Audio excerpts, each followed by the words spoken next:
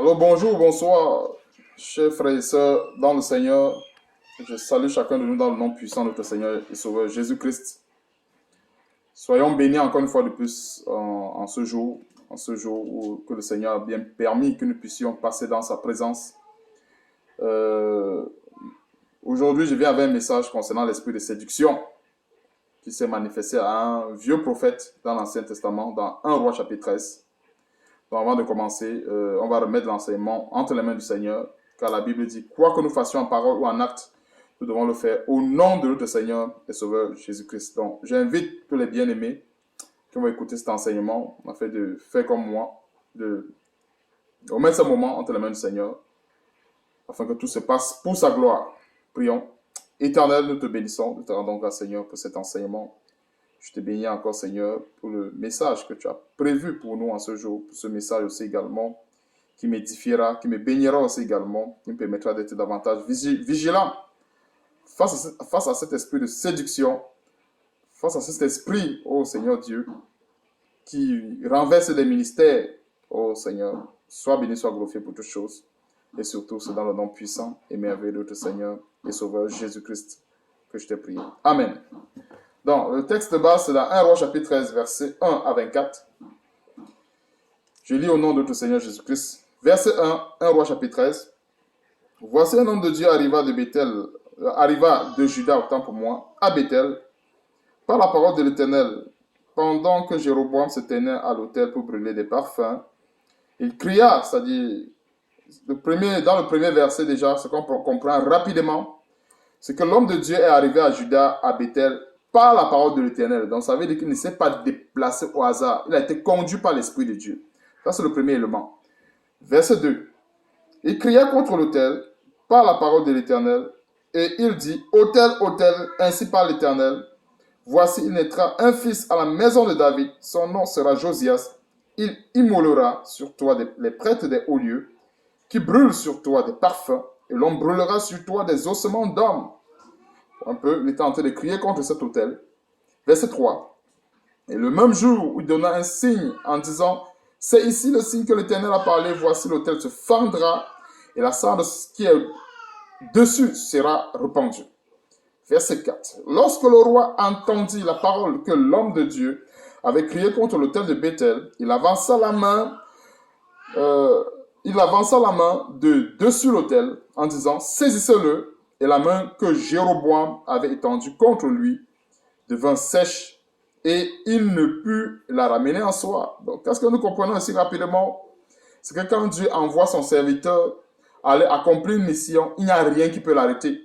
Et même la main qui s'élève pour pouvoir arrêter ce serviteur, cette main-là, justement, court le risque de devenir sèche comme la main de Jéroboam. Et c'est pour cela que c'est bien d'aller en mission étant conduit par la puissance de Dieu, étant conduit par la parole de l'Éternel, parce que, justement, Dieu nous garantit une protection. Hein? Si Jéroboam y était parti de sa propre volonté, il ne devrait pas avoir cette protection. C'est clair. Le roi devait étendre sa main et l'attraper tout de suite. Mais vu qu'il est parti étant conduit par la parole de l'Éternel, vu qu'il est parti étant conduit par la puissance du Saint-Esprit, alors il avait une puissance, il y avait une couverture qui l'accompagnait. Ça, ce sont les bons points. On va continuer. J'étais au verset 4. Et la main de Jéroboam, à moins que Jéroboam, autant pour moi, avait étendu contre lui devint sèche et il ne put la ramener en soi. Verset 5. L'autel se fendit et la cendre qui était dessus fut répandue selon le signe qu'avait donné l'homme de Dieu par la parole de l'Éternel. Verset 6. Alors le roi prit la parole et dit à l'homme de Dieu, implore l'Éternel ton Dieu et prie pour moi afin que je puisse retirer ma main. L'homme de Dieu implora l'Éternel et le roi put retirer sa main qui fut comme auparavant. Donc ça c'est la grande miséricorde de Dieu et ça c'est aussi la bonté que nous devons avoir envers nos ennemis. Parce que la Bible dit que aimez vos ennemis, ou un peu par amour. Cette main qui avait été tendue, c'était pour faire du mal à l'homme de Dieu, mais avec la parole du Seigneur qui demande d'être bon avec ceux qui nous persécutent, d'être bon avec ceux qui nous maudissent, a bien voulu que l'homme de Dieu puisse prier en retour, malgré cet acte de méchanceté que Jéroboam avait pour l'homme de Dieu. L'homme de Dieu a prié de nouveau et ce qui a fait que Dieu a exaucé et la main de Jéroboam est redevenu comme auparavant. Verset 7. Le roi dit à l'homme de Dieu, entre avec moi dans la maison, tu prendras quelque nourriture et je te donnerai un présent. Voilà là où la corruption commence. Les choses commencent à devenir intéressantes à ce niveau. Pourquoi plusieurs des serviteurs de Dieu sont tombés ou ont des ministères renversés à cause des présents? C'est pour ça que Dieu, en général, quand il envoie son serviteur aller accomplir une mission, il lui donne des directives et il lui donne la provision. Verset 7. Le roi dit à l'homme de Dieu, entre avec moi dans la maison, tu prendras quelque nourriture et je te donnerai un présent. Verset 8. L'homme de Dieu dit au roi, quand tu me donnerais la moitié de ta maison, je n'entrerai pas avec toi. Et je n'entrerai pas avec toi. Je ne mangerai point de pain et je ne boirai point d'eau dans ce lieu-ci. Verset 9, car cet ordre m'a été donné par la parole de l'Éternel. Tu ne mangeras point de pain et tu ne boiras point d'eau et tu ne prendras pas à ton retour le chemin par lequel tu seras allé. Et verset 10, et il s'en alla par un autre chemin. Il ne prit pas à son retour le chemin par lequel il était venu à Bethel. L'homme de Dieu a jusqu'à ce niveau, comme la Bible dit, dans 1 Pierre chapitre 5, que le diable rôde comme un lion rugissant. Et quelque part, la Bible nous recommande de résister le diable avec une fermeté, avec une grande fermeté.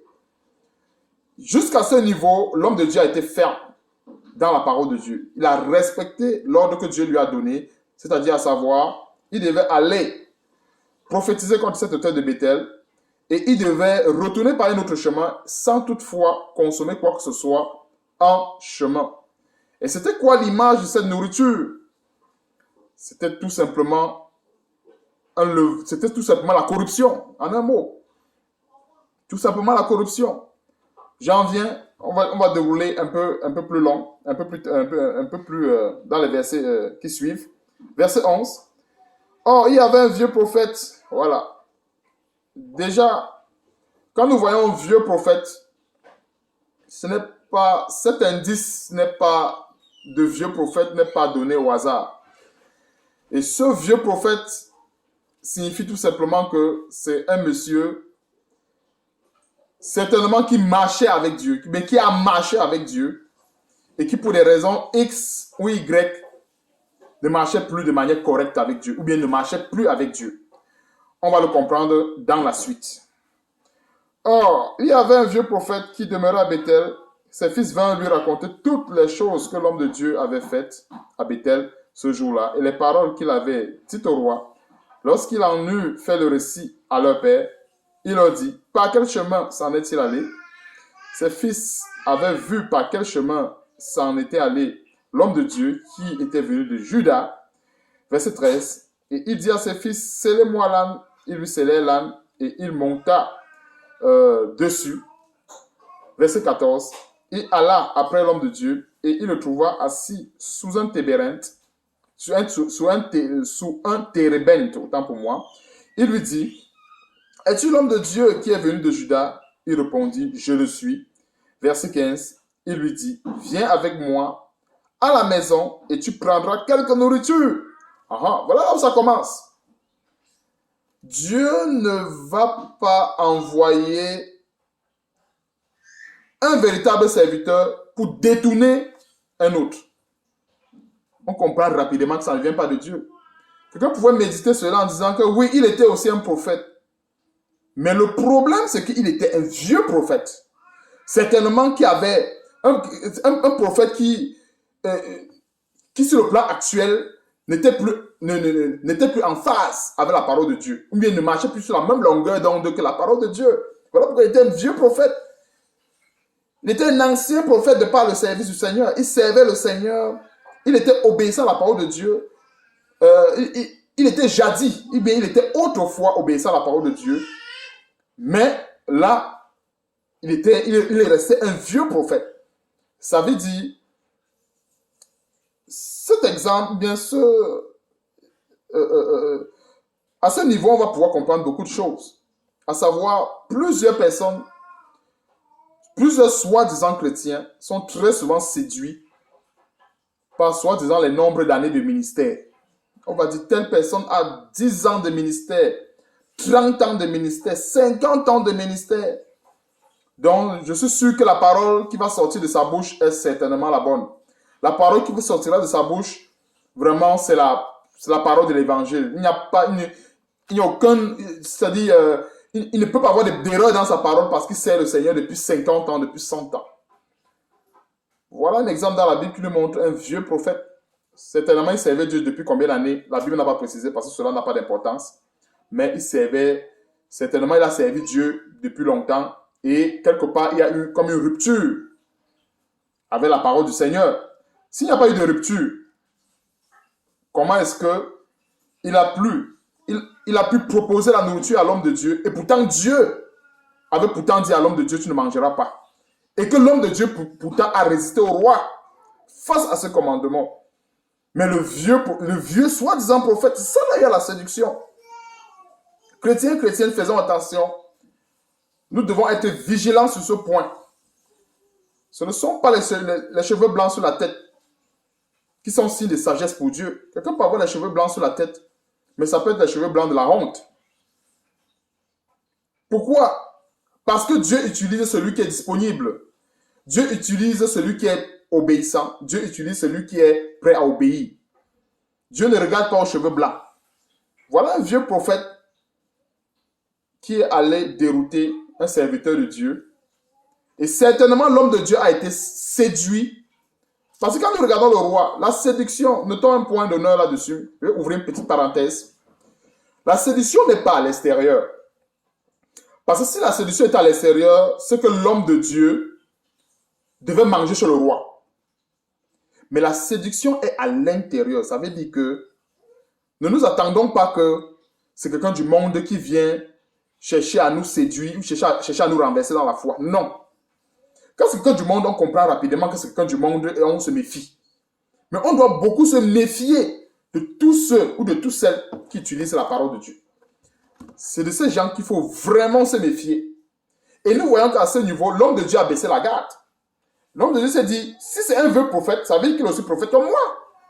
Il a baissé la garde, oubliant le commandement de Dieu pour se plier au commandement de l'homme, qui est le commandement du vieux prophète. Donc, faisons attention. Et là où je voulais en venir, c'est par rapport aux visions, par rapport au Dieu m'a dit, et Dieu, ainsi de suite, ainsi de suite. Bien des fois, il y a plusieurs chrétiens, il y a plusieurs serviteurs de Dieu, que Dieu les a donné une mission assez précise, quelque part, aller faire telle chose et revenir. En allant à cet endroit, ils ont trouvé, soi-disant, les vieux prophètes, qui les ont donné encore une autre mission. Et c'est justement dans l'autre mission là que la chute est arrivée. Parce que Dieu peut-être envoyé son serviteur quelque part pour dire, va prier pour telle personne et tu reviens. En arrivant là-bas, il a trouvé notre vieux prophète qui a dit que non, viens aussi chez moi. Il y a aussi des gens chez moi, il faut que tu viennes prier pour les malades qu'il y a chez moi. Est-ce que c'est mauvais pour aller prier pour les malades? Est-ce que c'est mauvais pour aller aider les autres personnes qui sont en détresse? C'est pas mauvais. Tout comme ce n'est pas mauvais aussi de manger de la nourriture. Est-ce que c'est mauvais de manger une nourriture? Si on médite là-dessus, si on rentre en profondeur dans ce message, pourquoi est-ce que Dieu avait refusé que l'homme de Dieu ne puisse manger quelque part, ne puisse boire quelque part? Il y a un message spirituel derrière. C'était de quelle nourriture? Pour nous qui sommes spirituels aujourd'hui, comprenons les choses sur le plan spirituel. Pour nous aujourd'hui, ne comprenons pas ça comme c'était la simple bouffe.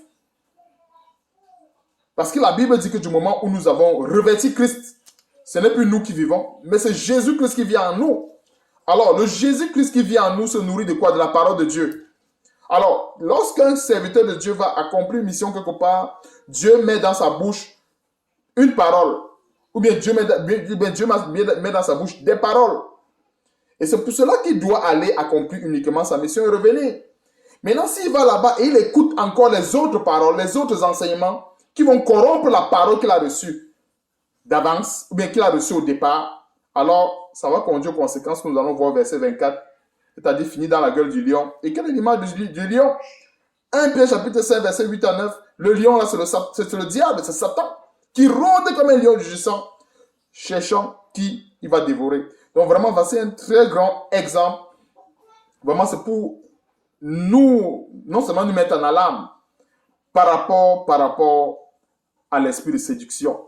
La séduction ne passera, disons, l'élément que Satan peut utiliser facilement pour nous séduire, ce sont les gens qui ont la foi que nous, ou bien les gens qui prononcent au Seigneur Jésus-Christ. Mais le diable aussi, quelque part, ne va pas utiliser un chrétien qui se sanctifie réellement et qui ferme les portes. Parce que là, il faut mettre un point d'honneur là-dessus. Alors, le chrétien, justement, qui ouvre les portes, le diable va l'utiliser, c'est clair. C'est tout à fait clair. Et c'est pour cela que nous, en tant que chrétiens, nous devons veiller sur notre foi, veiller sur notre vie, à ce qu'on ne doit pas avoir une porte ouverte. Et si on a une porte ouverte dans nos vies, implorons le Seigneur pour que cette porte soit fermée. Parce que quand il y a une porte ouverte et qui donne une communication avec le diable, alors on est facilement séductible. Donc, voilà à peu près la parenthèse que j'ai ouverte à ce niveau, à savoir, l'homme de Dieu a résisté le roi. Le roi n'est pas un enfant de Dieu. Le roi, ça représente qui? Le monde. Nous, les chrétiens, on peut facilement résister les gens du monde. Mais apprenons aussi à résister les soi-disant frères. Que dire les soi-disant frères? Ça veut dire, si un frère t'apporte une parole qui n'est pas vraiment la volonté de Dieu, il faut examiner à ce moment. Si l'homme de Dieu avait mis en pratique 1 Jean chapitre 4 verset 1, il ne devrait pas être sur l'interdit. La Bible dit dans 1 Jean chapitre 4, n'ajoutez pas foi à tout esprit, mais éprouvez. On éprouve où? On n'éprouve pas dans le monde. L'esprit du monde, c'est déjà l'esprit. Ceux qui sont dans le monde, ils sont déjà, on sait. Mais on éprouve dans le corps de Christ. C'est pour dire en fait que cet esprit de séduction, c'est beaucoup plus chez les soi-disant enseignants la parole de Dieu, pasteurs, frères, etc. Et c'est pour cela que la Bible dit, nous devons veiller les uns sur les autres. Et nous devons veiller sur nos vies. Donc c'est un très grand message que nous pouvons recevoir à ce niveau. Et cette nourriture qu'il ne devait pas manger, c'est la parole, ce sont les enseignements. Dieu a donné un enseignement précis à l'homme de Dieu. Cet enseignement, il devait un message précieux autant pour moi à l'homme de Dieu. Il devait aller donner son message, il revient. Il ne devait pas arriver à un niveau, l'homme de Dieu dit que oui, je suis aussi un prophète comme toi, viens, et ainsi de suite, il suit. Alors ces enseignements-là, c'est l'image de quoi? Souvent des fausses visions, c'est l'image de quoi? Des faux messages, des fausses prophéties. Quelqu'un peut arriver quelque part, il est parti accomplir mission pour Dieu. Arrivé là-bas, il y a un faux prophète qui sort là-bas avec une fausse prophétie pour dire que, voilà, Dieu vient de me dire que tu vas évangéliser dans tous les villages. Dieu vient de me dire que tu vas faire ceci, tu vas faire cela. Et pourtant, Dieu ne t'a pas envoyé faire ça. Dieu t'a envoyé faire quelque chose de précis et de revenir. Tu vois un peu? Donc, très souvent, il y a plusieurs trucs comme cela qu'il faut vraiment analyser. Parce que quand nous regardons en profondeur la nourriture et l'eau, ça n'a rien de mal. Mais ce qui a de mal à ce moment, c'est parce que l'homme de Dieu n'a pas écouté, il n'a pas obéi autant pour moi à la parole de Dieu. Donc, apprenons, frères et sœurs, apprenons, c'est nous tous, soit c'est quelque chose qui est, c'est-à-dire en même temps que je passe ce message, je m'enseigne aussi moi-même. Apprenons à obéir à la parole de Dieu. Si Dieu nous envoie faire une mission, ou bien si Dieu, je prends un exemple simple. Dieu t'a envoyé chez telle personne, par exemple, pour que tu pries avec lui. Dès que tu finis de prier avec cette personne, retourne vers Dieu. Ne pas prier chez telle personne. Après, tu vois les autres frères. Ah non, nous sommes aussi des chrétiens, viens aussi prier chez moi. Tu vas prier chez tel, tu vas prier chez tel. Non, là, tu te mets sur l'interdit. Si Dieu t'envoie chez telle personne, va chez telle personne, tu fais la mission et tu retournes. C'est très important pour nous. Parce que très souvent, le zèle, tu vois, il y a souvent ce zèle-là qui nous pousse, on comprend bien, nous tous on a ce zèle qui nous pousse vraiment à servir Dieu, à faire du bien et tout ça, mais ce zèle-là peut nous conduire quelque part à la séduction. C'est pour ça que nous devons faire attention à cet esprit de séduction qui s'est manifesté en le vieux prophète. Le vieux prophète est venu avec un autre message. Et c'est pour ça que j'ai dit tantôt que ce prophète n'était plus sur la même longueur d'onde que la volonté de Dieu, que la parole de Dieu. Parce que quelqu'un sur la même longueur d'onde que la parole de Dieu, il ne va pas donner un message contraire que Dieu donne. Il ne viendrait pas vers notre évangile, de toutes les façons. Verset 16. Mais il répondit, je ne puis ni retourner avec toi, tant pour moi, ni entrer chez toi. Je ne mangerai point de pain, je ne boirai point d'eau avec toi en ce lieu-ci. Alors, quelle est l'image même du pain sur le plan spirituel? Le pain sur le plan spirituel, c'est Jésus-Christ. L'eau sur le plan spirituel encore, c'est Jésus-Christ. Donc, on comprend ici que c'était les enseignements, de manière plus simple. En fait, quand on comprend sur les enseignements, c'est pour nous aujourd'hui. C'est-à-dire que la Bible dit que tout ce qui s'est passé dans l'ancienne alliance, c'était pour notre instruction. Donc, comprenons aujourd'hui que le message qui se cache derrière ce pain, derrière cette eau-là, c'est la parole de Dieu, ce sont les enseignements. Mais cependant, ce ne sont pas des vrais enseignements, ce sont des enseignements qui ont tout simplement l'apparence de la vérité. Mais ce n'est pas la vérité. Parce que si Dieu dit, tu ne dois pas manger du pain, tu ne dois pas boire de l'eau, il ne faut pas manger du pain, il ne faut pas boire de l'eau. Un point, un trait. Il ne cherche pas. On ne doit pas chercher à savoir, est-ce que ce n'est pas écrit dans la Bible? Parce que très souvent, la séduction et la plus grande séduction qu'il y a à ce moment, c'est que le diable, en fait, cherche des versets, tord le sens du verset, sort dans le contexte afin d'égarer plusieurs. Donc, ne soyons pas séduits par le fait que c'est écrit dans la Bible. Si y a une parole comme cela, essayons d'éprouver, essayons de chercher le contexte. C'est pour ça que quand le diable a tenté Jésus, le diable a dit à Jésus, il est écrit. Jésus n'a pas dit que oui, c'est écrit, c'est écrit, c'est écrit. Non.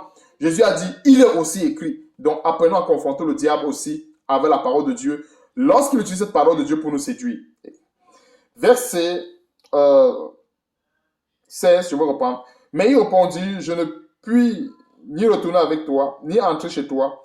Je ne mangerai point de pain, je ne boirai point d'eau avec toi en ce lieu-ci. Car il m'a été dit, par la parole de l'Éternel, tu n'y mangeras point de pain et tu n'y boiras point d'eau. Tu ne prendras pas à ton retour le chemin par lequel tu seras allé. Verset 18.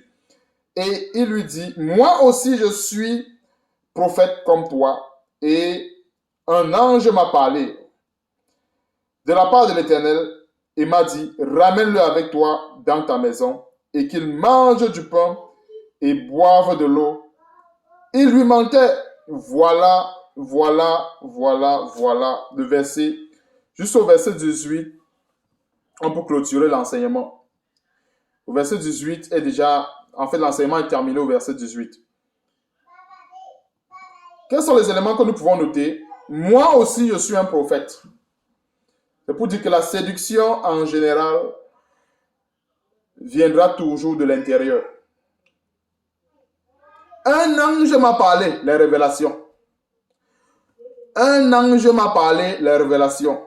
Dieu m'a dit, j'ai eu un songe, j'ai eu une vision. Un ange m'a parlé. C'est pareil. Le serviteur de Dieu était amené. Dieu a dit, va faire telle chose quelque part et revient. Il va, il fait la mission. À son retour, un faux prophète l'aborde en disant, je suis aussi prophète. Comme il a entendu, premier élément, je suis aussi prophète. Deuxième élément, un ange m'a parlé. Ah, certainement, ça vient de Dieu.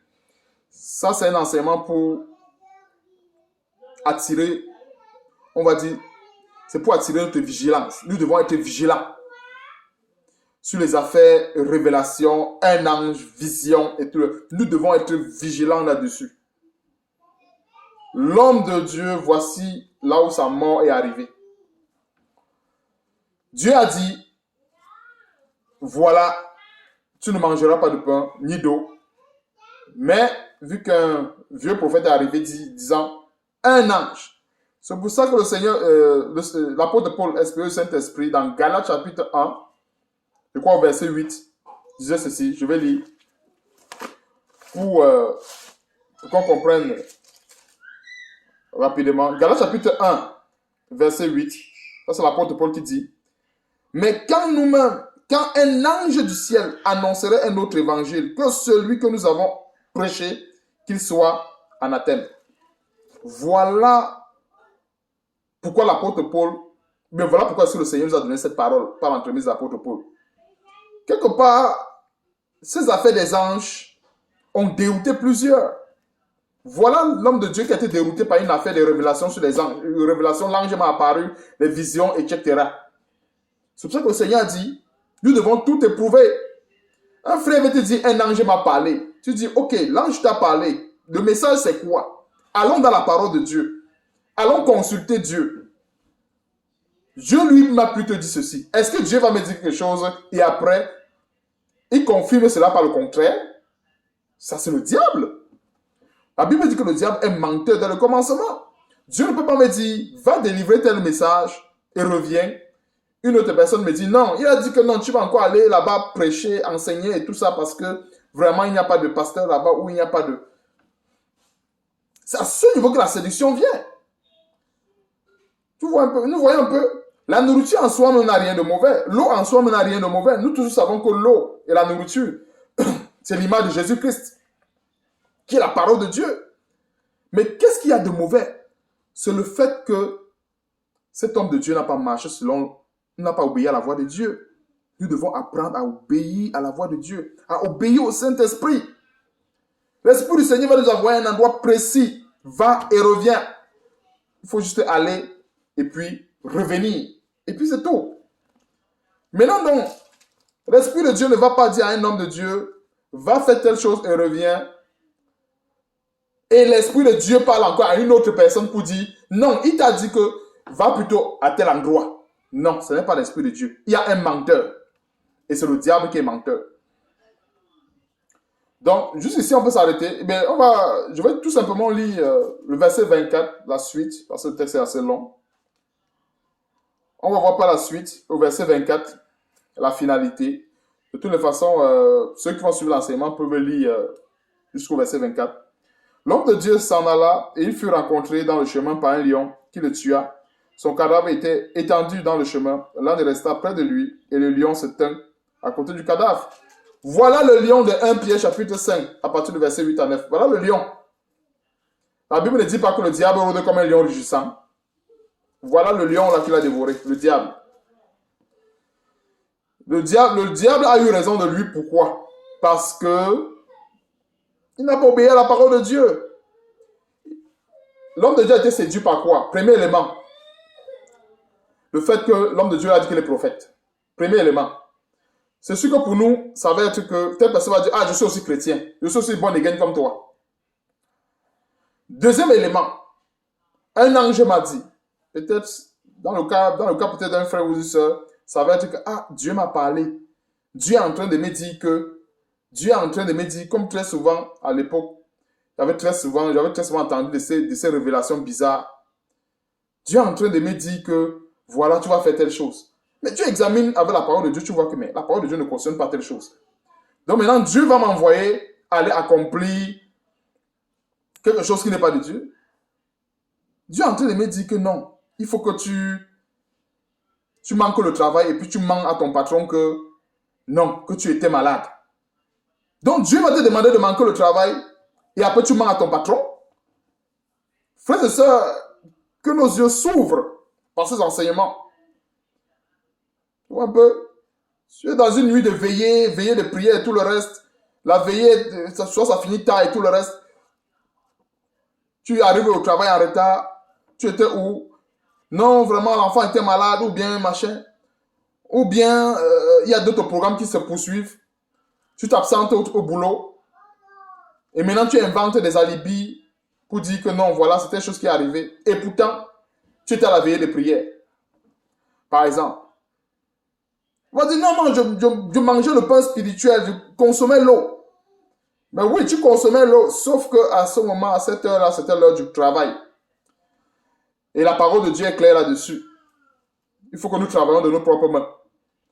Sauf qu'à ce moment, dans le contexte précis, toi qui étais au travail, tu devais travailler de tes propres mains. Il y a assez d'exemples que nous pouvons mettre à côté de ce texte pour comprendre qu'il faut être vigilant. Vigilant face aux révélations, vigilant face aux prophéties.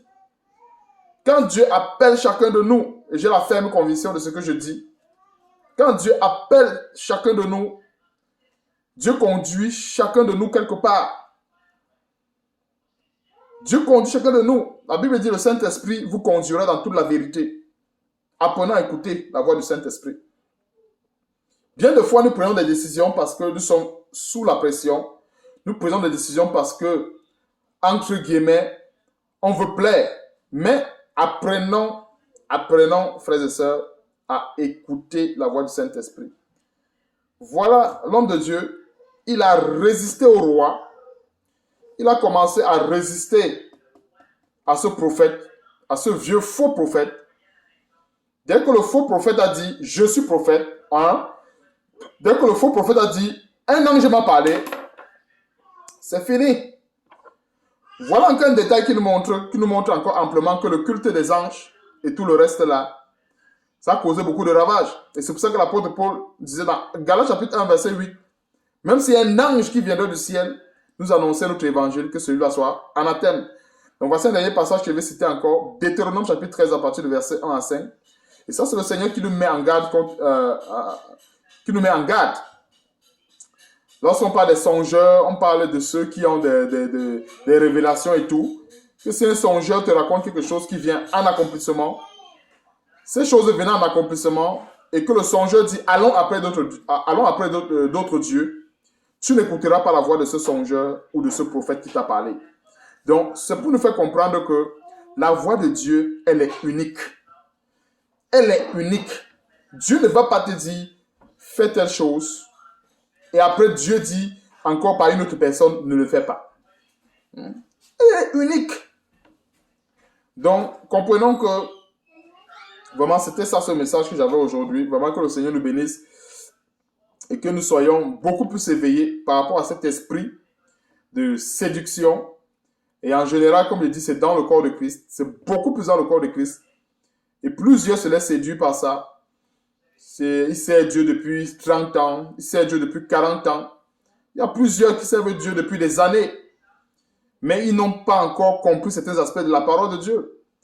Plusieurs qui voient encore que le voile de la femme, c'est la chevelure. Mais il sert Dieu depuis longtemps. Il est même déjà en train il part dans les 70-80 ans.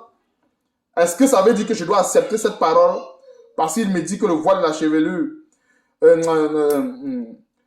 le voile que l'apôtre parle dans 1 Corinthiens chapitre 11, c'est la chevelure de la femme, c'est pour ça que je vais accepter, parce qu'elle a les cheveux blancs sur la tête? Non. Apprenons à éprouver. La vérité de la parole de Dieu, elle est unique. Et il y a assez d'exemples dans la Bible, en fait, pour nous enseigner là-dessus. Frères et sœurs, soyons bénis et vraiment que le Seigneur continue encore de nous éveiller par ce genre de message. Prions. Éternel, nous te bénissons. Nous te rendons grâce encore une fois de plus pour toutes choses. Merci, merci encore Seigneur pour ce grand message que tu as prévu pour nous aujourd'hui. Donne-nous, oh Seigneur, d'être vigilants parce que Seigneur, dans ce temps de la fin, nous vivons trop de séduction avec Dieu m'a dit, avec des songeurs de gauche à droite.